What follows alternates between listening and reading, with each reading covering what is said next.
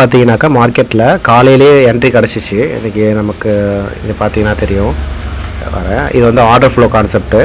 So இந்த order flow கான்செப்டில் இன்றைக்கி தேதி 2ஆம் தேதி பார்த்தீங்கன்னா இதில் ஃபஸ்ட்டு கேண்டில் ஒரு 50K டெல்டா வச்சுருக்கு. நமக்கு மினிமம் இந்த ஆர்டர் ஃப்ளோ பேஸ் பண்ணி பார்க்கும்போது 50K டெல்டாவுக்கு மேலே இருந்துச்சுனாலே மார்க்கெட்டை நம்ம பை பண்ணி மேலே கொண்டு போவோம். இல்லை நெகட்டிவ் டெல்டாவாக இருந்துச்சுனாக்கா, நெகட்டிவ் டெல்டா இருந்துச்சுன்னா மார்க்கெட்டை ஷார்ட் பண்ணி கீழே கொண்டு போவோம். ஓகேவா?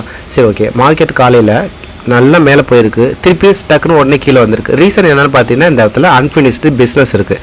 ஸோ இந்த இடத்துல பிஸ்னஸே நடக்காமல் மார்க்கெட்டு ஜம்ப் ஆகிருக்கு. இன்னொன்று கீழே பாருங்களேன் 0.000 இருக்குது. ஸோ இந்த ஒரு ஆர்டர் ஃப்ளோவில் இந்த கான்செப்ட் இருக்குது. ஸோ ட்ரேடே நடக்காமல் இருந்துச்சுன்னா மார்க்கெட் அந்த இடத்துக்கு வந்து கிளியர் பண்ணி ஒரு வேல்யூவை வச்சுட்டு தான் திருப்பி மார்க்கெட் மேலே போகும். சரி, ஓகே. நெக்ஸ்ட்டு பார்த்தீங்கன்னா இந்த 37K அப்படிங்கிறது ஃபஸ்ட்டு கேண்டலில் ஃபார்ம் ஆகிருக்கு. இங்கே கீழே 36K. இந்த கேண்டில் அதிகமாக ஃபார்ம் ஆனது 37K. ஸோ இதை பிரேக் ஆகிட்டு மார்க்கெட் மேலே போணுச்சு. மேலே போகும்போது பார்த்தீங்கன்னா 34K 41K ஒரு நல்ல பாசிட்டிவ் டெல்டாவில் இருக்குது. ப்ளஸ் ஃபஸ்ட்டு கேண்டலோட 50Kவை மார்க்கெட்டு இங்கே அக்செப்ட் பண்ணிடுச்சு. 34K 41K போட்டு மார்க்கெட் அக்செப்ட் பண்ணிடுச்சு. ஓகேவா? இந்த 34Kங்கிறது இங்கே பார்த்துக்கோங்க. இப்போது இதை அக்செப்ட் பண்ணதுக்கப்புறம் இந்த 37Kக்கு திருப்பி மார்க்கெட் ரீடெஸ்ட்டுக்கு வந்துச்சு. இந்த ரீடெஸ்ட்டுக்கு வரும்போது இந்த ரீடெஸ்ட்டில் என்ட்ரி எடுத்துக்கணும் நீங்கள். இப்போது இதில் நீங்கள் ஸ்டாப் லாஸ் எங்கே வைப்பீங்கன்னா இங்கே தானே வைப்பீங்க. அப்போது இந்த இடத்த நீங்கள் என்ன பண்ணணும்னா ஸ்டாப் லாஸை யூஸ் பண்ணிக்கணும். உங்களோட என்ட்ரியை நீங்கள் இங்கே போட்டுக்கணும், ஸ்டாப் லாஸை இதுவாக யூஸ் பண்ணிக்கணும். ஆனால் இந்த இடத்த வந்து நம்ம இதை என்ட்ரி பாயிண்ட்டாக ஆக்சுவலாக மேலே பிரேக் அவுட் ஆகிட்டு க்ளோஸ் வச்சதுக்கப்புறம் என்ட்ரி எல்லோரும் இந்த இடத்துல தான் எடுப்பாங்க. ஸ்டாப் லாஸ் இங்கே வைப்பாங்க. நம்ம ரீடெஸ்ட் பாயிண்ட் கொஞ்சம் முன்னாடியே நம்ம எடுத்துக்கிறோம். ஆனால் இந்த இடத்த நீங்கள் 1:1 ரேஷியோவில் கொண்டு போங்க. ஓகேவா? இப்போ இந்த இடத்த அப்படியே மேலே கொண்டு போகிறோம் பாருங்கள். 58 பாயிண்ட் வந்து நமக்கு ஸ்டாப் லாஸு. ஸோ சேம் அதே 58 பாயிண்ட்டு நமக்கு டார்கெட்டாகவும் ஆக்ட் ஆகணும். கரெக்டுங்களா? ஸோ இங்கே பாருங்கள், இந்த இடத்துக்கு வந்தாக்கா நமக்கு டார்கெட் ஹிட்டு. இப்போது இந்த இடத்துக்கு வந்திருக்கான்னு பார்ப்போம். ஹிட் ஆகலை. ஓகேவா? ஹிட் ஆகலை. நெக்ஸ்ட்டு இங்கே பார்த்தீங்கன்னா இங்கே ஹிட் ஆகிருக்கு. ஓகே. இப்போ நெக்ஸ்ட்டு நம்ம என்ன பண்ண போகிறோம்னா மார்க்கெட் இந்த இடத்துல சைடு வேஸில் சுற்றுது. எந்த சைடு பிரேக் அவுட் ஆனிச்சுனாக்கா எந்த சைடு மார்க்கெட் போகும் அப்படிங்கிறதுக்கு உண்டான ரீசன் அப்படிங்கிறதெல்லாம் பார்ப்போம். ஓகேவா? ஸோ இந்த கேண்டலில் பாருங்கள் 79K வச்சுருக்கான். முன்னாடி மார்க்கெட் நான் சொன்னேன் 55K வச்சதுக்கே மார்க்கெட் மேலே போகும், 50K வச்சா மார்க்கெட் மேலே போகும் அப்படின்னு சொல்லிட்டு.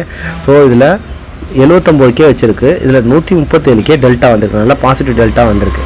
இந்த கேண்டில் மார்க்கெட் மேலே ஒரு candle green colour candle acceptance ஆயிடுச்சு அப்படின்னா, க்ளோஸ் வச்சு அக்செப்டன்ஸ் ஆயிடுச்சுன்னா மார்க்கெட் அதோட மேலே போயிடும். ஓகேவா? ஸோ இதுக்கு கீழேயும் மார்க்கெட்டு க்ளோஸ் வச்சிருச்சு அப்படின்னாக்கா இந்த செல்லர்ஸ் இந்த பையர்ஸை டாமினேட் பண்ணி கீழே வந்துட்டாங்கன்னு அர்த்தம். அப்போது கீழே க்ளோஸ் வச்சிருச்சு அப்படின்னாக்கா திருப்பி ரீடெஸ்ட்டுக்கு இந்த இடத்துக்கு போகும். ஹை டெல்டா ஃபார்ம் ஆகிருக்க இந்த இடத்துக்கு போகும். ரீடெஸ்ட் எடுத்துக்கிட்டு மார்க்கெட் அதோட மேலே இருக்கக்கூடிய இந்த இடத்த ஸ்டாப் லாஸாக யூஸ் பண்ணிக்கோங்க. என்ட்ரி பாயிண்ட்டை எந்த கேண்டில் கீழே கட் பண்ணி க்ளோஸ் வைக்கிதோ அந்த பாயிண்ட்டை என்ட்ரி பாயிண்ட்டாக எடுத்துக்கோங்க. இப்போ சப்போஸ் இங்கே வந்து கேண்டில் க்ளோஸ் வைக்கலை, இருந்தாலும் இந்த பாயிண்ட்டை க்ளோஸ் வச்சுருந்துச்சுனாக்கா நம்ம அப்படி இமேஜின் பண்ணிக்குவோம். க்ளோஸ் வச்சுருந்துச்சு அப்படின்னா இது வரைக்கும் க்ளோஸ் வச்சுருக்கு அப்படின்னா இதே அப்படி என்ட்ரி பாயிண்ட்டாகவும் இதுக்கு ப்ரீவியஸோட ஸ்விங்கை வந்து நம்ம ஸ்டாப் லாஸும் யூஸ் பண்ணி 1:2 ரேஷியோவில் மார்க்கெட்டை கீழே கொண்டு வரலாம். ஓகேவா? ஆனால் பாருங்கள், இந்த கேண்டில் மார்க்கெட்டு மேலேயும் பிரேக் ஆகலை, கீழேயும் பிரேக் ஆகலை, ஒரு கன்சால்டேஷன் மார்க்கெட்டில் இருந்துகிட்ருக்கு. ஸோ இந்த இடத்துல மார்க்கெட் கீழே க்ளோஸ் பண்ணுறதுக்கு பார்க்குது. சப்போஸ் க்ளோஸ் ஆனிச்சு அப்படின்னா 1:2 ரேஷியோவில் நம்ம புக் பண்ணணும். இருந்தாலும் இங்கே வரக்கூடிய கேண்டிலில் வரக்கூடிய செல்லர் டெல்டா, அதாவது மின் டெல்டான்னு சொல்லுவாங்க. இங்கே பார்த்துக்கோங்க 1.13 தான் இருக்குது. இது நல்ல ஒரு நெகட்டிவ் டெல்டாவை போட்டு இறங்கணும். ஒரு மினிமம் 20 or 30Kக்கு மேலே ஒரு நெகட்டிவ் டெல்டாவை போட்டு கீழே க்ளோஸ் வச்சுட்டான் அப்படின்னா, ஒரு உதாரணத்துக்கு இங்கே பாருங்கள், இந்த ஃபஸ்ட்டு கேண்டில் இங்கே எப்படி போட்டு மார்க்கெட் மேலே போயிருக்கு 34.8K போட்டு மார்க்கெட் மேலே க்ளோஸ் வச்சுருக்கா. ஸோ அதே மாதிரி இவ்வளோ பெரிய வால்யூமை மினிமம் ஒரு 30K இல்லை ஒரு 20Kவாவது மினிமம் போட்டு மார்க்கெட் கீழே க்ளோஸ் வைக்கணும்.